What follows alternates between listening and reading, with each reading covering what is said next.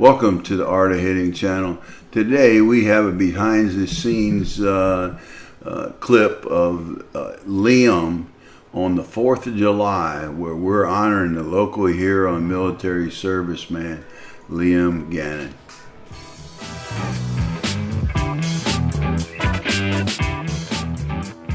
Welcome to the Dugout. Put your hands in here. Yeah, yes sir. We're ready to go now. July 4th. Welcome, guys.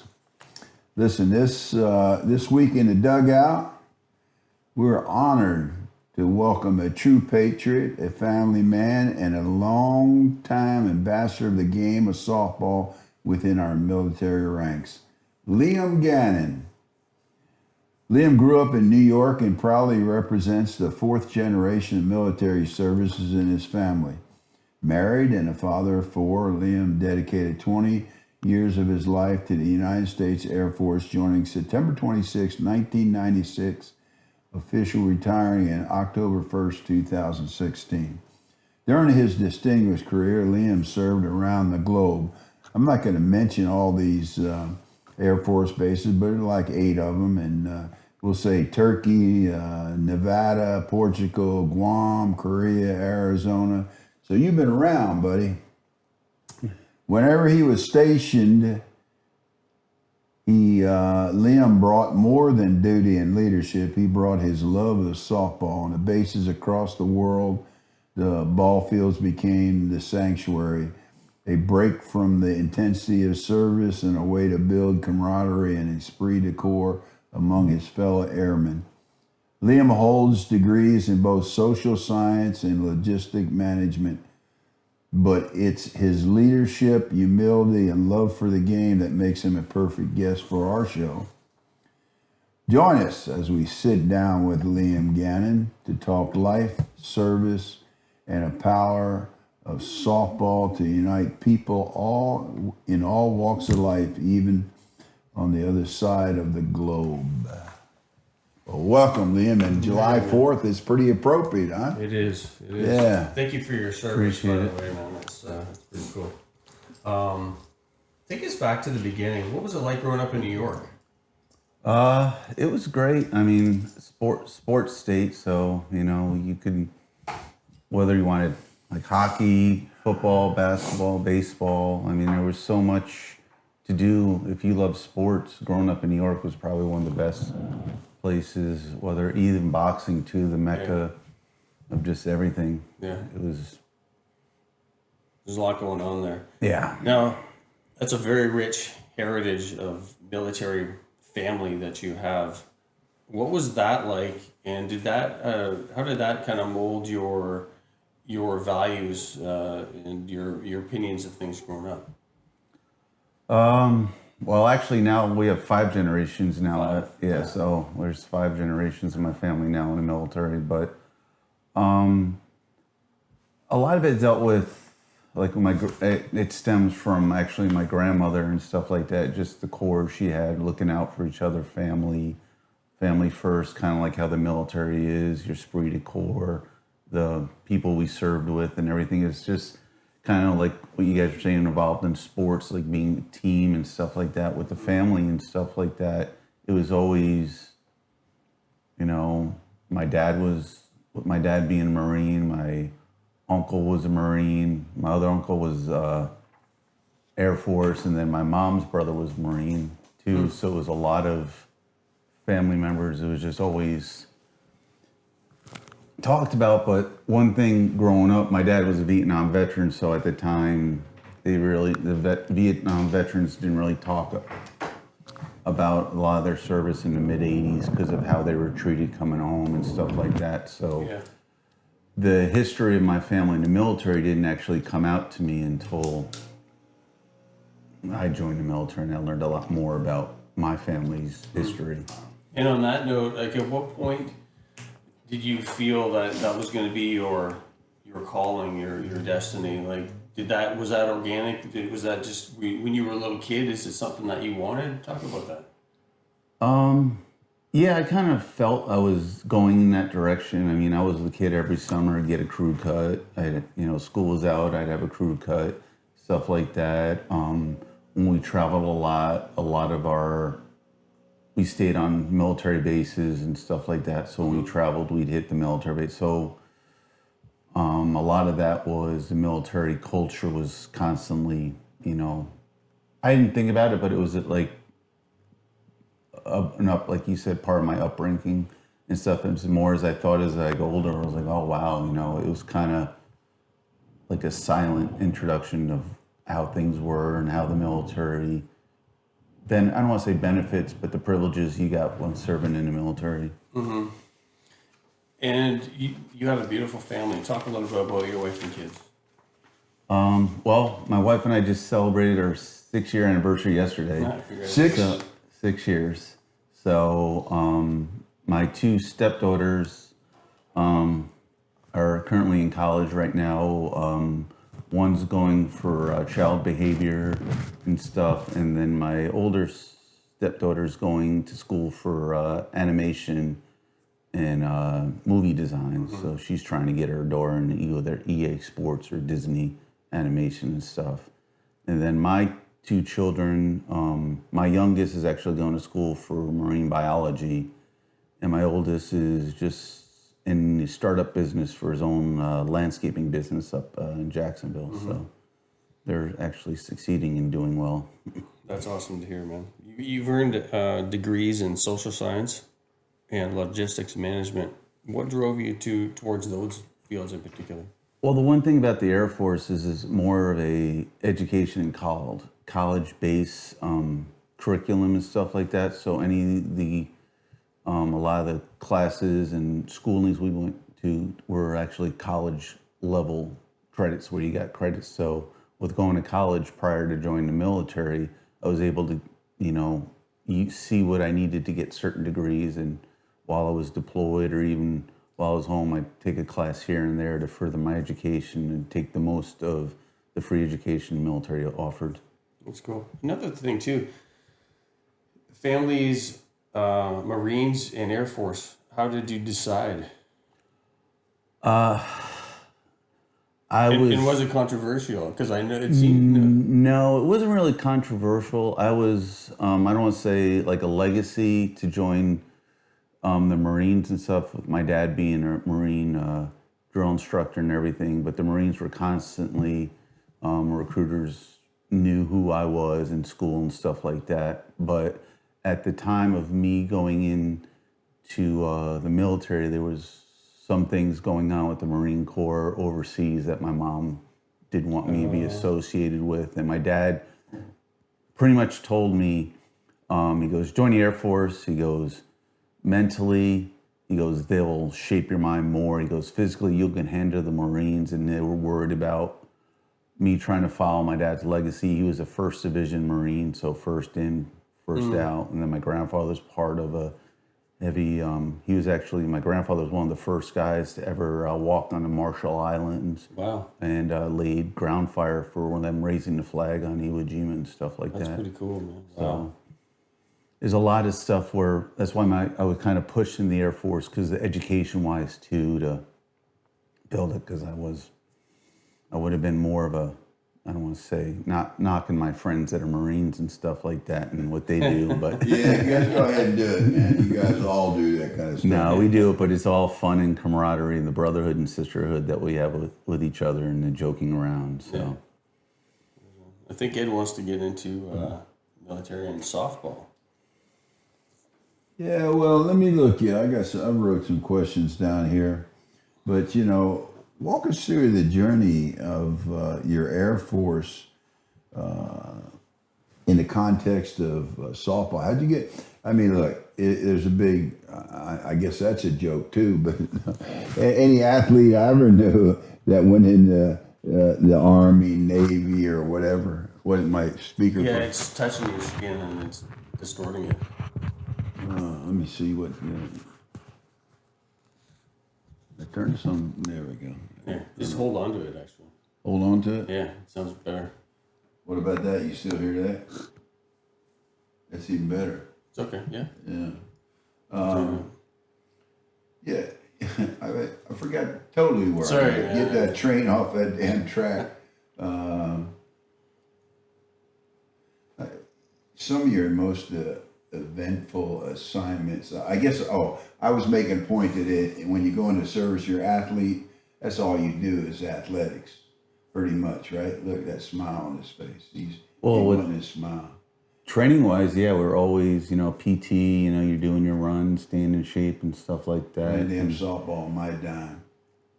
It was, being overseas and stuff like that. I mean, you're away from your families and you're trying to do esprit de corps, just keep morale up and stuff being away. Softball was actually one of the things where it was, you could play with your units and play like intramural, kind of like league ball they have. Just another way of associating with your partners. Yeah, just helping, that way pretty much push away, making sure everyone's getting involved in everything and no one's, alone, and you can go out, have, whether it's having a big barbecue on the weekends with the softball guys, even your teams and stuff like that. It was kind of like with the military softball teams and stuff like that, the base teams, it was like a small family. Like you travel together. It was all like holidays. I mean, that was your own little holidays. What's one of your most interesting stories? Military softball or just softball in general? No, we're talking in the military right now, and I mean, hell, you're in Turkey, Portugal, Guam, Korea. I mean, are there any kind of idiosyncrasies with playing ball in those countries, or? And actually, another question to build on top of that is it just the guys on the base that you played against, or was there ever a time where you played people from other countries?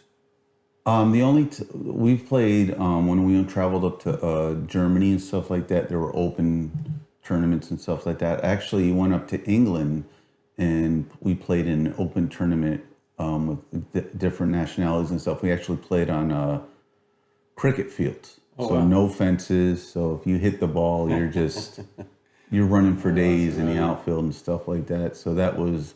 What the hell is the base of the cricket? I watched it when I was over, and the guy's throwing it to another guy. Do you know? I don't know the concept. Turkey was more of a soccer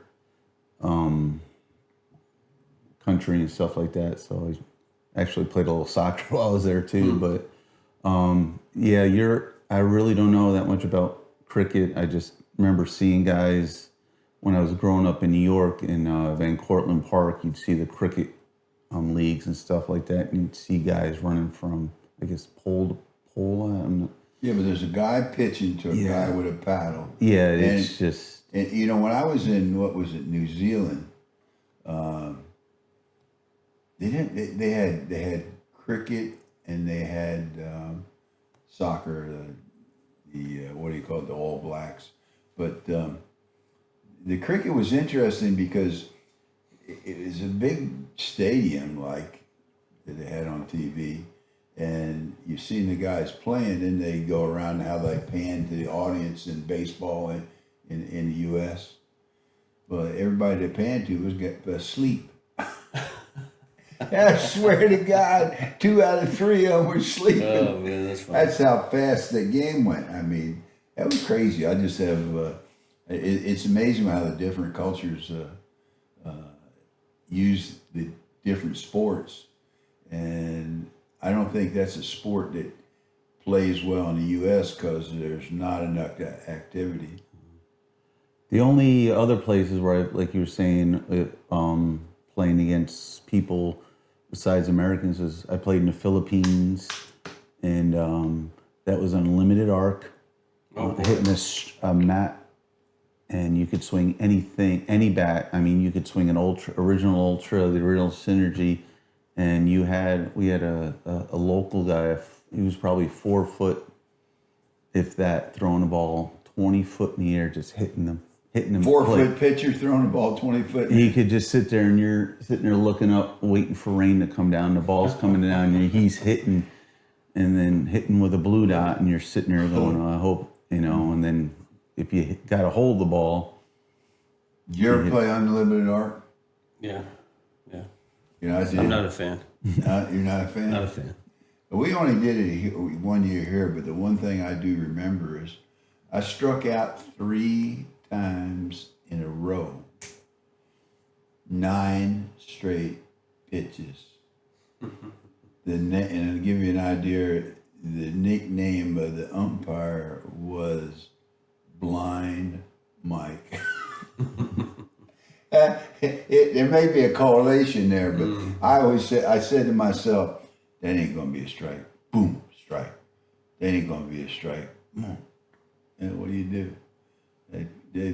It's like if I had to play unlimited art and with a wooden bat, I'd stay home and play ping pong. Yeah. I guess I better give you another question because that was really It's an Ed tangent right there. Yeah. Cricket and unlimited art.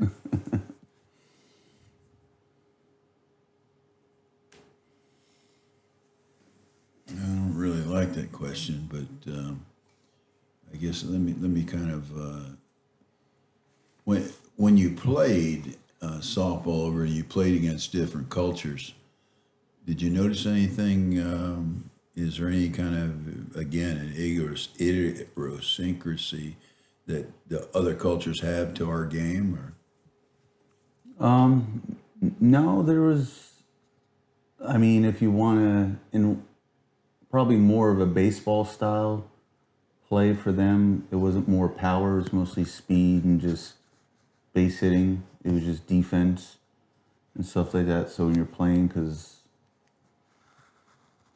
it was more of a, I want to say like an older National League style from the 80s and stuff like that, where you're just making, if you're going to make outs, you're making productive outs and speed. Everyone had speed on the team. And they talked funny. Talked about it. What do you mean talked about it? No, they talked funny, different accents. Different accents, different, Did you learn any different languages over there? Yeah, I was Turkish, being over in Turkey for I did 2 different tours in Turkey. So I was there for 2 years and then went back and did another 4 years in Turkey. So I was that a job requirement or you just became interested just to communicate? Well, it's just because dealing with a lot of the Turkish workers and stuff like that. And with my job was traveling around Turkey for certain things I did. It just made it a lot easier. My youngest actually was very, even though he will deny it, knew growing up at a young age when we moved there. He came there when he was about 2 and left around 6, and he could speak Turkish. I mean, He could speak Turkish. we'd go down to local alleys and stuff like that, and I'd know little bits and pieces of it, but he'd know and be like, "No, Dad, they're giving you the price," and I said, and we'd get the Turkish price. So we get the the little Turkish deal. Isn't that funny? In foreign countries, they all do it. They screw the American. Unless I remember when I went to Mexico with someone, I was with someone, and I was going to buy something. He said, "Wait a minute." So he's a Mexican guy. He went over and got it half price. Is that what happens there? Well, yeah, a perfect example is I just got back from a European trip. I went to Turkey and stuff like that. We were in Turkey and they knew I knew a little Turkish.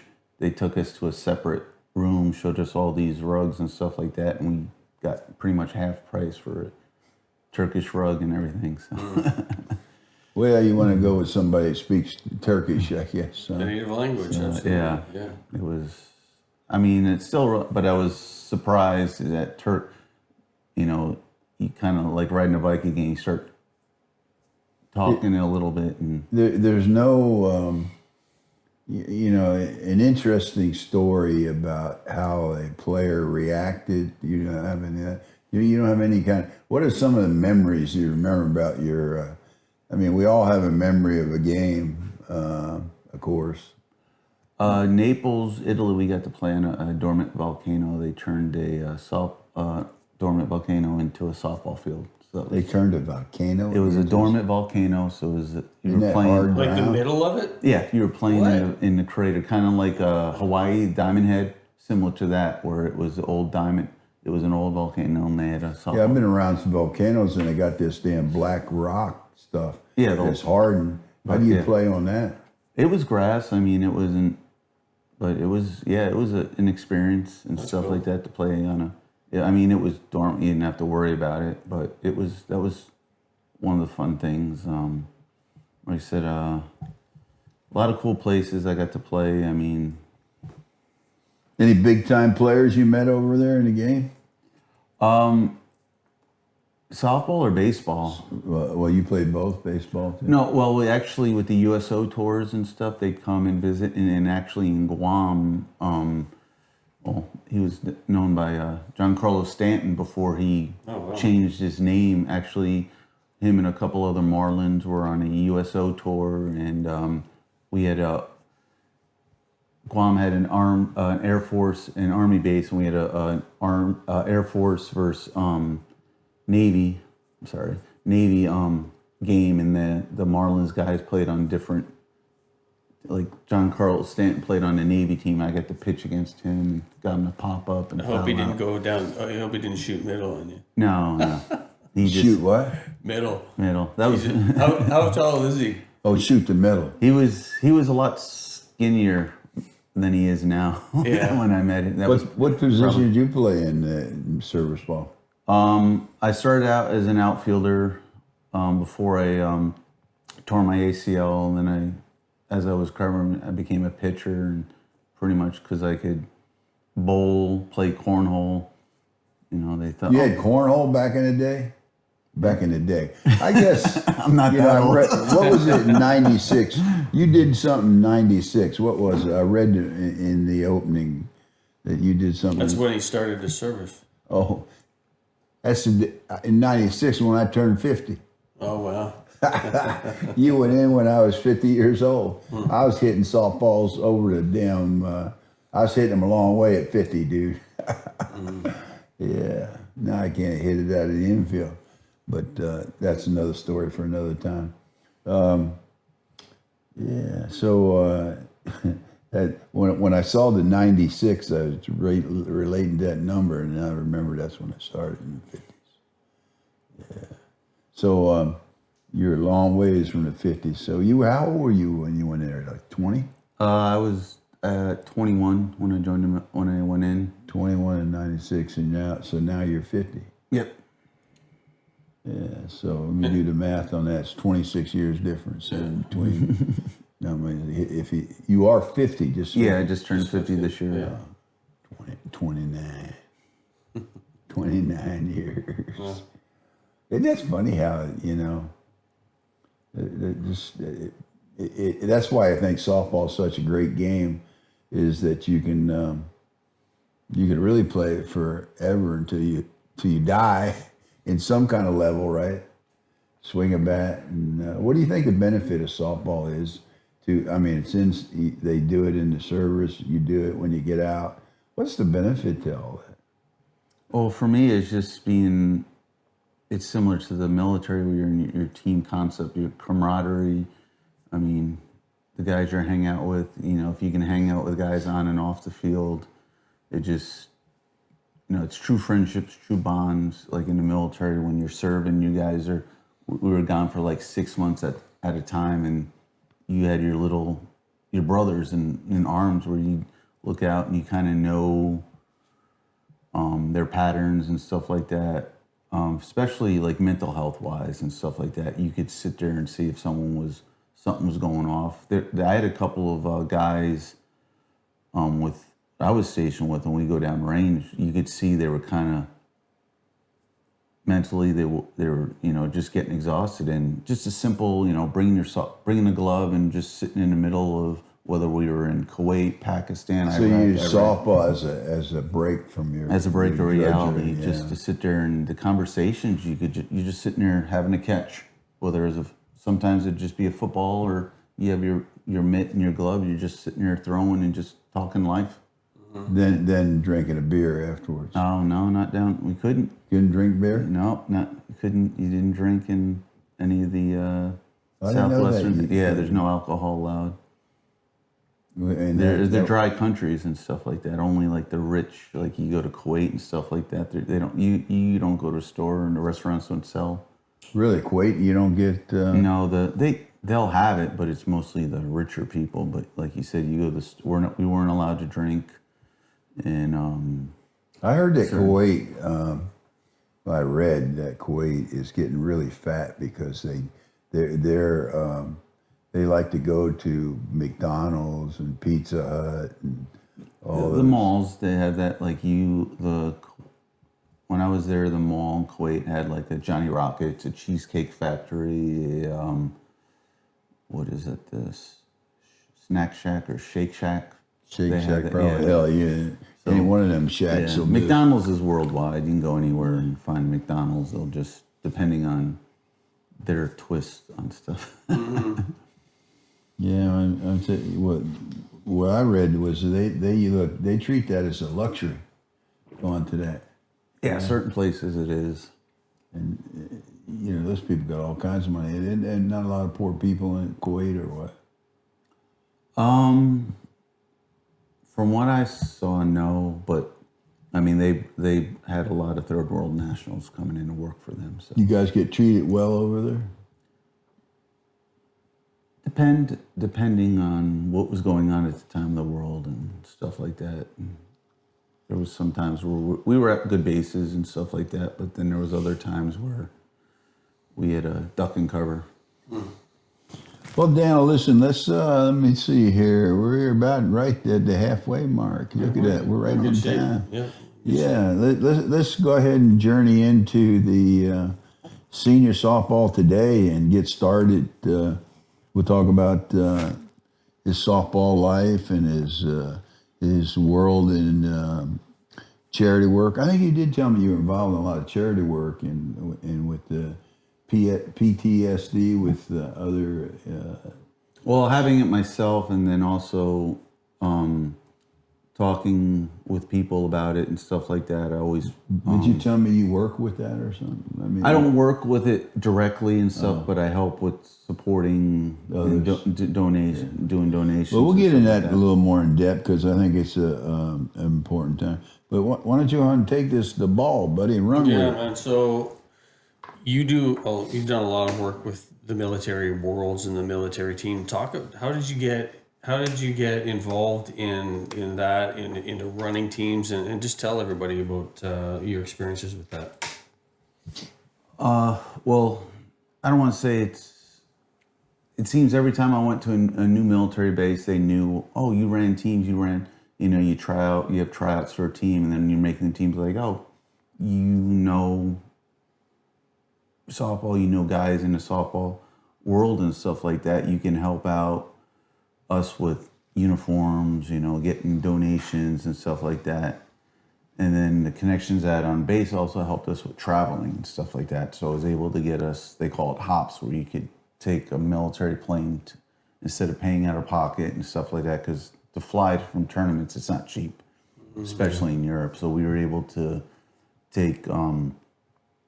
use the military flights because of whether it was just medical flights and stuff like that to use. But we were able to get my connections and stuff that I had and stuff like that to make us walk around. And then also knowing pretty much my attention to detail and just, making sure everything's done where we can get things moving quickly. And you a detail guy? You have to be. If you're going to sit there and run a team, you got to be able to know, you got to have 7 different ways to get one thing done. And you're running like some serious teams. Like we've talked about some of the guys that you're getting on board here. That's pretty impressive. Well, it's also the benefit. Also helps out my friends that I know. That's a friend of a friend. Hey, you want to come play, and having good morale with other people and stuff that want to play and know that I'm not going to play favorites. I'm not. This is how we do things, and just we're going to have fun no matter what. You play hard, and as a military it is, play hard, party harder, and stuff like that. We talking senior ball now. Is that what you're talking about? No, the military aspect. Military Military teams and stuff like that. Yeah, well, let's get into senior softball world. Yeah, well, I mean, Liam has just turned, some of the questions here, he's just turned 50. I mean, this is your first year in half century, right? Yeah. Yeah. But did you play ball before? How long you been out of the military? Almost 9 years. 9. So what you didn't play senior ball, but well, maybe it's my bad by saying senior ball. 40 and over is senior ball too, right? Yeah, I played 40 and overs. Got 10 years of that. Co-ed. I played co-ed a couple of years down here. I was actually on one of the top mixed E co-ed teams in the Why do state. guys play co-ed softball? Either they're trying to play with their girlfriend or I'm trying to get a girlfriend. trying to get a girlfriend. That's why Dan don't play, because his wife, he say, yeah, no girl, right, Dan? Yeah, it's different. I mean, some people, we're all different. I try and aspire to play against the best players I can, and I mean, it can be dangerous with these bats. And It'd be dangerous if you were hitting. imagine It is. Can you imagine Dan hit? You know, when they do this, Dan hitting against the women. Or I had a bad incident in Arizona where a guy was pitching me inside. I hit the ball in the dirt, 6 bounces, hit a girl right, broke her eye socket 6 weeks before her wedding. oh my god! And that, unfortunately being a left-handed, you play co-ed. Most of the girls are playing first, second, Yeah, right field, right center, and when you're sitting there and you're chopping the ball down, so you're not. And the next thing, I went up the middle on the pitcher, and he got upset. So it's just, it's tough, But when you're playing higher levels of co-ed, there are some girls that out hit guys, and they're going to sit there and. yeah. Okay, Dan, I took you out of your flow, man. Go ahead and get back in it. No, it's all good. It's all good. Where was I going with that? I asked 2 questions. That's why I took you out of your You flow, did, man. yeah, that's all right. Yeah. We were talking about senior ball and where he's going with it, and he's doing it. I know what I want to talk about. The hat you're wearing, Anonymous Athletics. You got a little something going on with Anonymous, don't you? Tell us about it. Well, one of my military buddies got me involved swinging Anonymous bats. We were talking about it at Military Worlds last year, and that he sent us a bat that one time for us to swing on the dugout and stuff, and we were all pretty impressed with it and the performance. And then he just, based on the video of us testing that bat one time, it just a lot of interest. He sold some bats from that video? Yeah. So, and then he was like, well, let me get it in your hand so you can start pushing it out there and do demo days and stuff like that. And the response has been good. See, I don't understand if you're going to sell bats, you're going to be anonymous.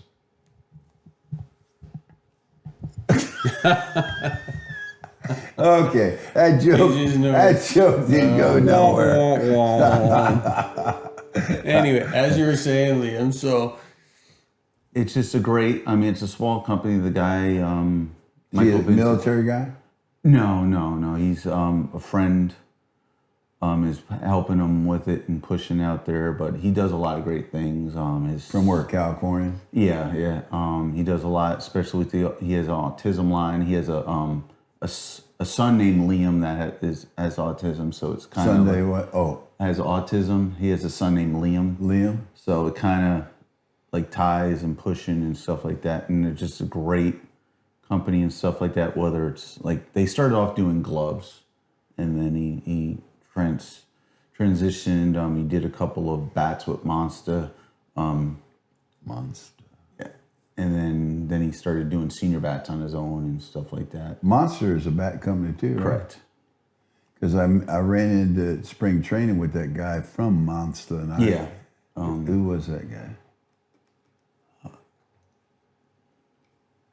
Yeah, you got me. I remember. I know did exactly. a video on him. Yeah, I know who you're talking about. yeah, you were there too. Yeah, I'm trying to remember who he was. Yeah, well, we'll get it later. So Anonymous bats, they were originally with Monster, but now they're totally on their own, right? They're not affiliated with any of the companies. They still have their U-Trip ASA bat. They kind of have a bat with Monster and that, but they specifically push in senior bats and gloves, like custom gloves and stuff like that. So, And ladies and gentlemen, if you haven't swung a Monster or a anonymous bat, you want to, because they are very good bats. I haven't talked to anybody who's swung one and said, "Wow, I'm disappointed." They're very good. And if they want to get a bat, do they contact you? they can contact me or they can go on Anonymous Athletics for it and everything. Said they do sell out quick. They come in and they go quickly. But I do actually have a couple at the house if people are looking for certain ones, or if they want to swing, we can set up a demo day. And what do they have for weights and then loads? Is it the balance and load? What do they have? All the bats are standard 13-inch bats. Barrels. 13-inch They're all bat. 1 inch. They're all one piece. Right. They have the tack on it. They have a balance. They have an They call it a neutral load, which is a balance. Then they have an enhanced load, which is a 1/2 ounce end load, and then they have the apex, which is a 1 ounce full end load. So it ranges anywhere from 25 ounces to 28, depending on what you're looking on a bat. And the thing I like about them is if you're going to swing the bat, when you try any of the weights, distribution stuff, you're swinging pretty much the same bat. Like other companies will have like a 2-piece, the 1-piece, or you're switching from a 12-inch barrel to a 13 barrel. So you know on a 13-inch barrel, no matter what weight you swing and stuff like that, you're gonna know where the ball drops off. If you swing if you're swinging the 25 1-ounce end load, and then you break out a 27 balance bat, it's gonna be the same feel in the swing and stuff, but you're just gonna know where the sweet spot is and stuff like that. And these bats will have everybody will have their own preference. What do you like to swing, and how does it compare to other models that you've had? Right now I swing a 27 and enhance, but I'm also swinging a 25 ounce with the 1 ounce and load. For me, the swings feel similar in my swing and stuff like that. But it also depends on if I'm batting left-handed or right-handed. I can swing a heavier bat right-handed compared to my left-handed swing for some reason. But I was a big believer I like the green Mario Foster bat. That was actually the bat I hit a grand slam and tore my bicep with that bat.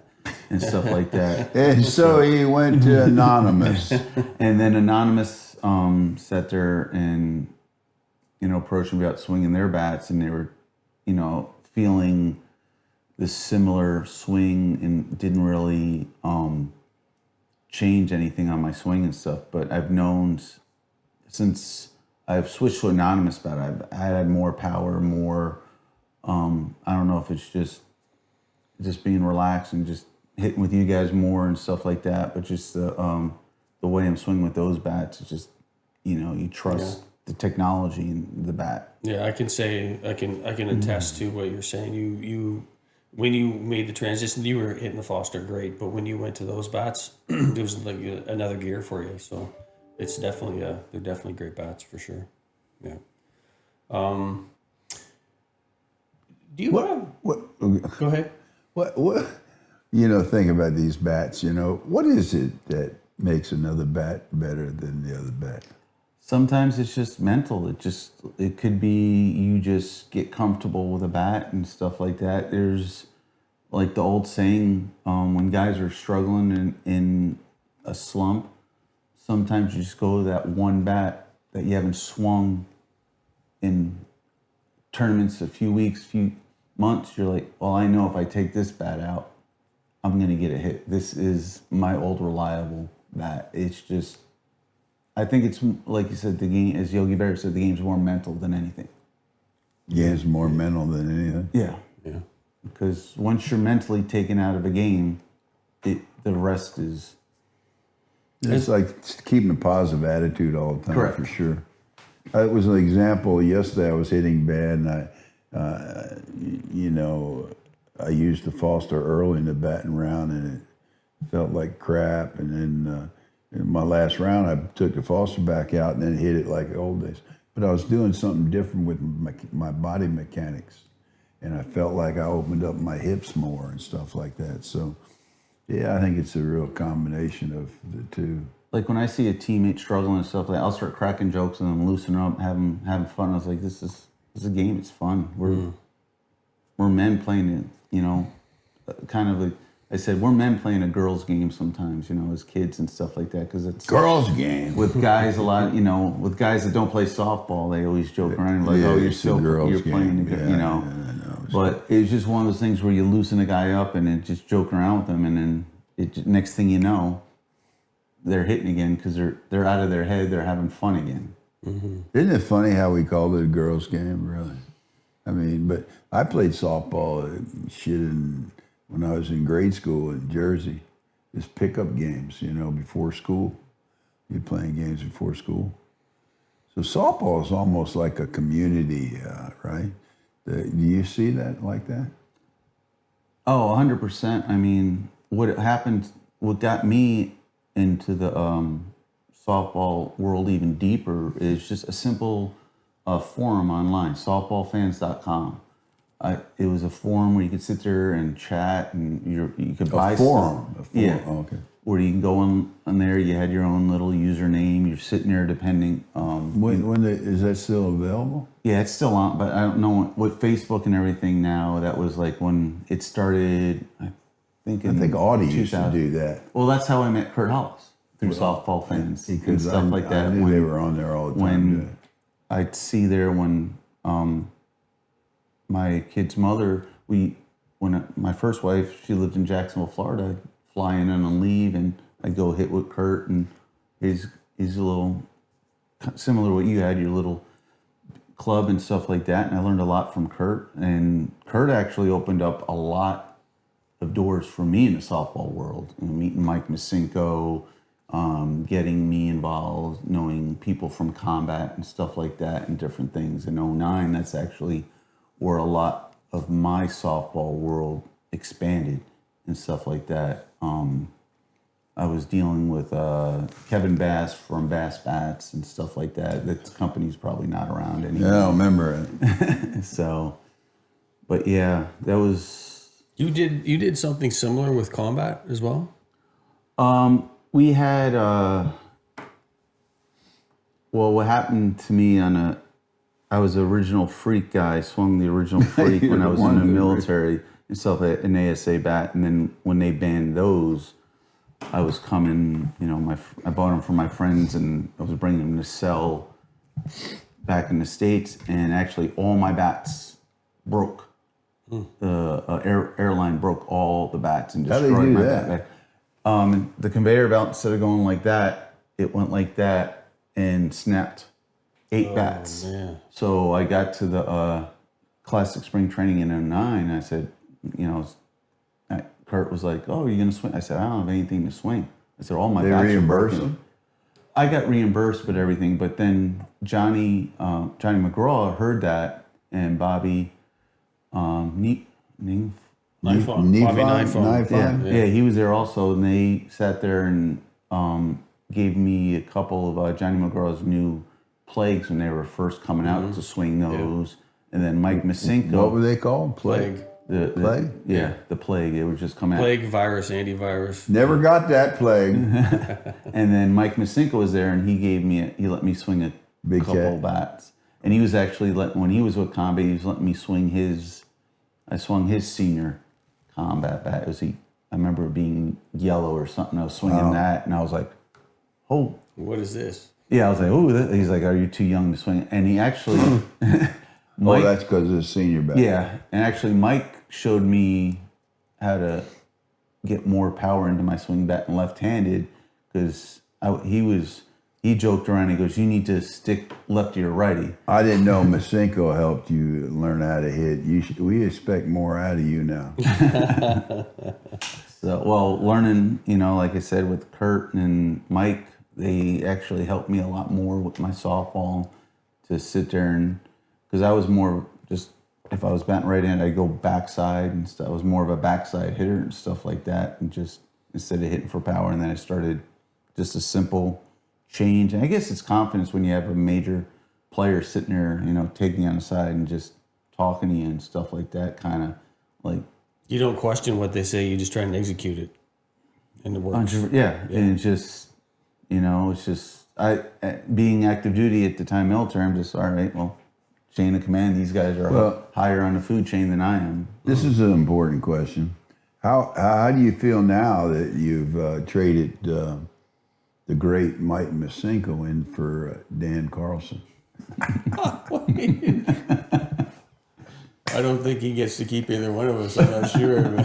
Well, I mean, he's got you to, follow and look up to. Well, one thing that I've had the fortune of playing with Liam on a couple of league teams, and he is a good teammate. And the whole joke cracking and stuff like that, I get probably as much out of Liam as he does for me.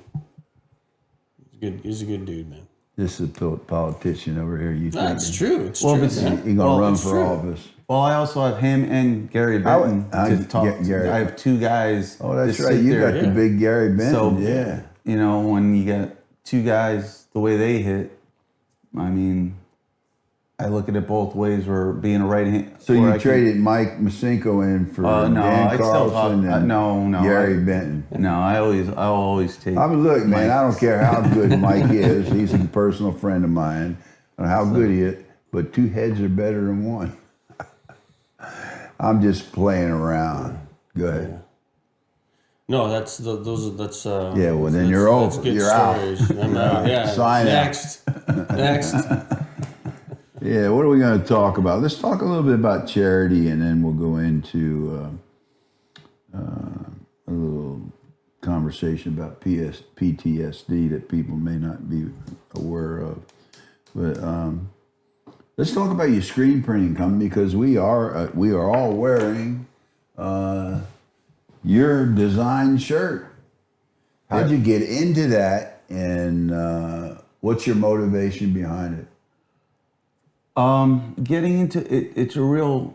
Actually, I kind of have to thank my youngest for it when I was getting out of the military and not knowing what to do. I was thinking, and my youngest was like, "Dad, you're always designing jerseys and stuff like that for teams and other teams. Everything you've been on, you've always sat there and and you guys would contest. I'm always the brightest guy in the room coming with the outfits and stuff like that." Are you talking about? I thought you were talking about your IQ. Yeah, that's what I was talking. I was ready to defend that one.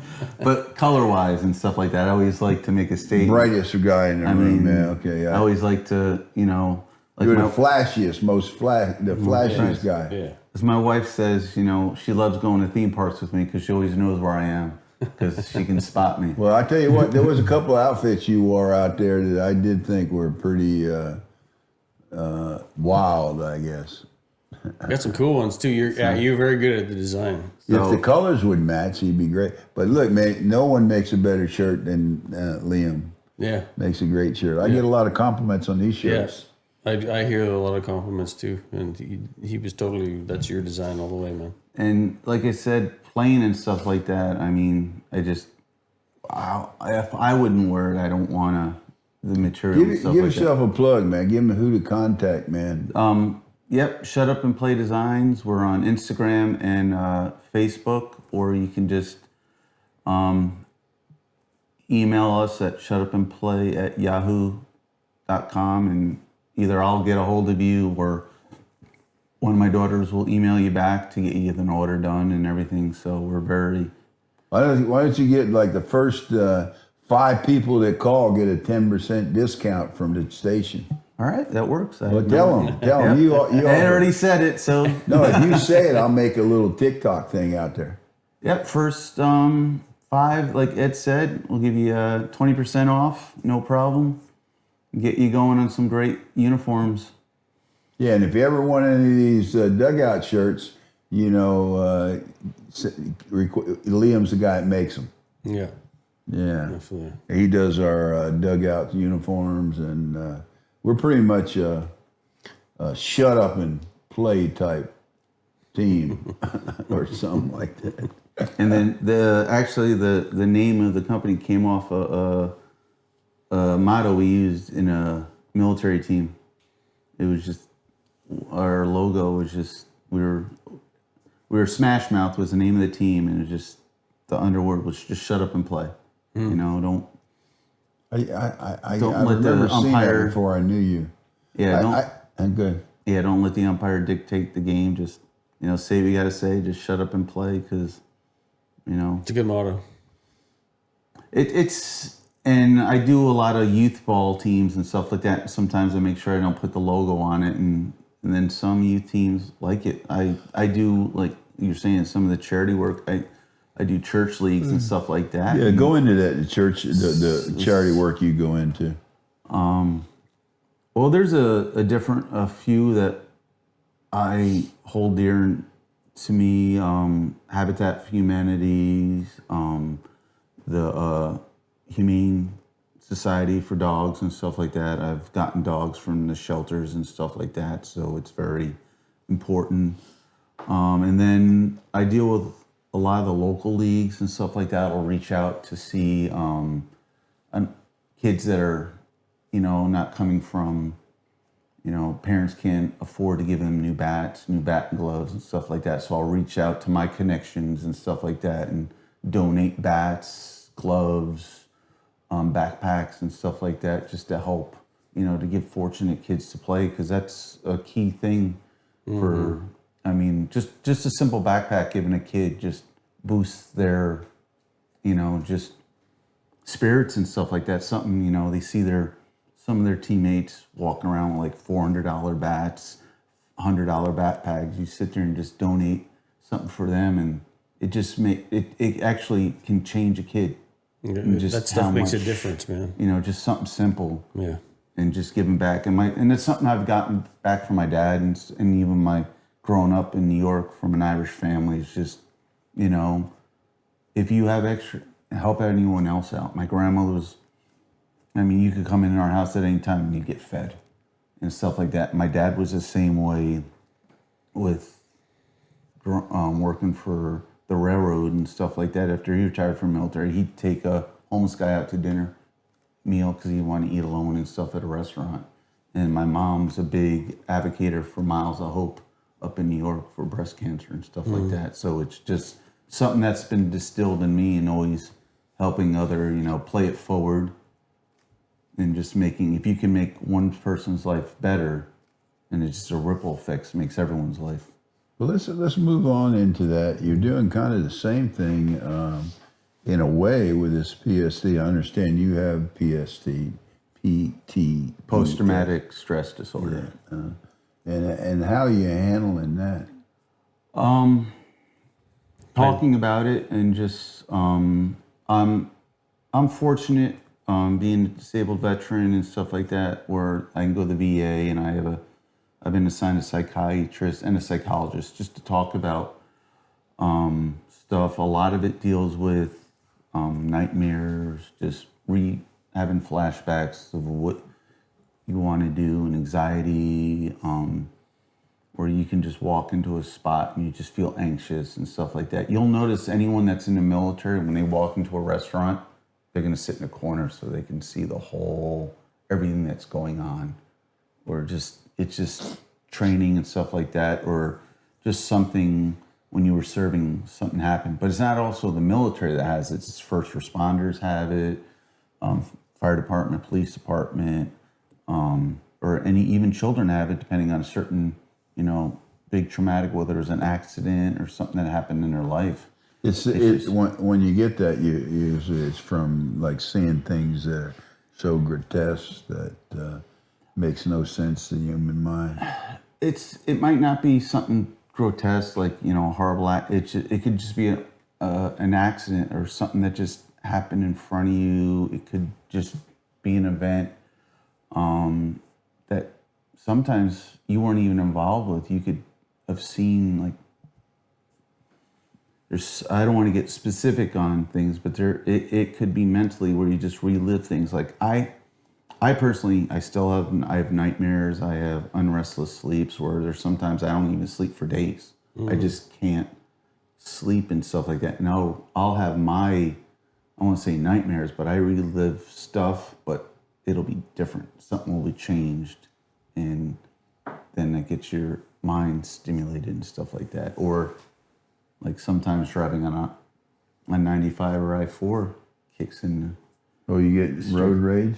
So yeah, you gotta be careful on that and stuff like that. And then on the softball, Dude, I was never in war, but I had a lot of hellacious road rage. And it's just tough on the softball field where sometimes you got to fight that, like I was saying, shut up and play philosophy where, I mean, someone's talking to you, you know, words get exchanged and you don't want that switch to kick on where you're just getting that fight mentality. Yeah. So you just want to walk around and stuff like that. It's just because I've lost friends over PTSD. God rest his soul, Chris Larson, that used to be with Dean Marie and Anarchy. That was a push for, you know, veterans hotlines and, you know, the veterans and stuff like that with suicide awareness and stuff like that. It's just. See, let me take a little educational part here. You're 50, right? So I'm 79, 29 years. The one thing you won't have to worry about a little bit is, well here's the problem changes a little. Like I still have road rage once in a while, you know. So I'll go into road rage and I chase the guy 5 minutes, and then I realize I better not catch this guy because I can't do anything. The older you get, I've fallen off the handle myself just being, you know, and I never saw war. So yeah, it's just a switch sometimes where you're just, and I mean, I used to be that guy where my buddies call that, where I'd walk into anything, I'd fight, I didn't care. I just, all right, let's go. If I die, I die. It just, they called it warrior mode. I just snap into that warrior mode where you couldn't, I mean, I had two of my rugby players, buddies, trying to hold me down, and they couldn't. I just got in that rage where nothing was going to stop me, and it's just where I had to, like, I went to anger. I've gone to anger management to help me with PTSD and sit there and just make sure, you know. That's why I don't own a weapon. I don't have any firearms in the house. Well, that I know my wife might, but I don't know. That's why I don't keep a gun around. All my family's gun people, but I'm not a gun person. I just, one of those I'm things. scared I would. Correct. I use it at the wrong time. I'm trying to get Dan into to see someone to help him with his temperament. He's flying off the handle. Too volatile. That's news to me. Not really. It's just the opposite, and you all know it. Yeah, Dan's like my yin to my yang, or what is that? However they say. Yeah, whatever they say. Yeah, I'm definitely the loose nut in this group. So let's go ahead and kind of wrap this up somewhere. Is there anything that you want to share with us that we haven't really questioned you? I mean, it's an honor to have you here on thank you. the 4th of July. I appreciate it. Dan's genius on that scheduling. We got a veteran on the special day, and it is a special day. Yeah. I always wish I went in the military, but probably would have died because I think I might have been the guy like you, run to the danger. When you're younger, that's what you can get young guys to do anything if they're aggressive. Right? I mean, think about when we were young, we did things that. And that was the secret of recruiting. That's what recruiters would go after, the athletes. They'd always sit there when you were in high school and stuff like that. They weren't talking to the guys, the higher honor society kids. They weren't talking to. They were like, I could have gone to my dad was a Purple Heart recipient. I could have gone to any of the military academies straight out of college. Out of high school, so I could have got a West Point. And actually, Purple Heart, you get that? Yeah, my father got a Purple Heart. Wow, So that's cool. Well, there's a lot of things to be said about going to military school. I was fortunate to have my grandson go and get it. I actually went there and ate in the mess hall. That's like a highlight of my life. Eating in the mess hall of the Air Force, man. I don't know if that's a highlight. But yeah, I thought it was a highlight. Well, actually, for other service members, eating in the Air Force dining facilities compared to any of the other branches is like eating. I didn't say the food was a highlight in my life. I said the actual atmosphere, doing it. Yeah, and so the Air Force has a little higher standard, as well. The higher standards that are standards. They always called us the chair force and stuff like that. That's one way to look at it. They call that the easy life. Yeah. And the Marines call it the easy life. I don't know what the Army calls it, but nothing's easy when you put your life on the line. No. We can poke fun at all those different departments, but without them all, the country isn't what it is, man. You imagine them pilots flying 36 hours in them planes. We better not go off on that track in case somebody don't like it. So, Dan, anything we missed? No, I'd like to kind of wrap it up. I mean, with the 3 questions. I mean, Liam. Okay, well, let's do that. You've been very successful in life, Liam. You're a very good player. You're a great teammate. What if for people who are trying to climb the ladder to get where you are, as far as a player and a person, I mean, what would you say are the 3 keys to your success?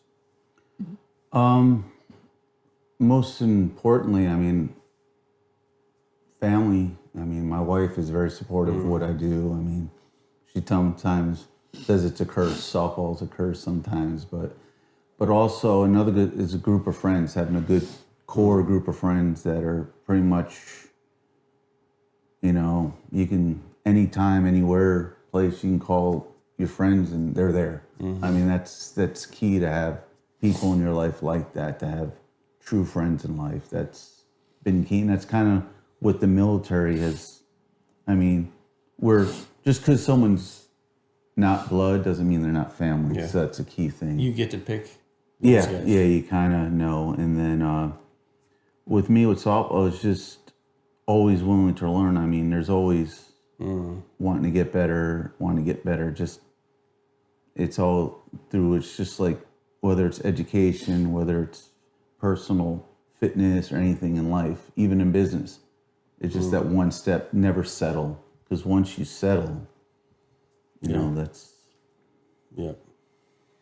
That's good stuff. So family, friends, and development, right? Yeah. That pretty much. 3 keys. Build your family, friends, and development. Focus on family, friends, and development. Yeah. Okay, I like it. Well, we're there. We're at the hour. Let's end.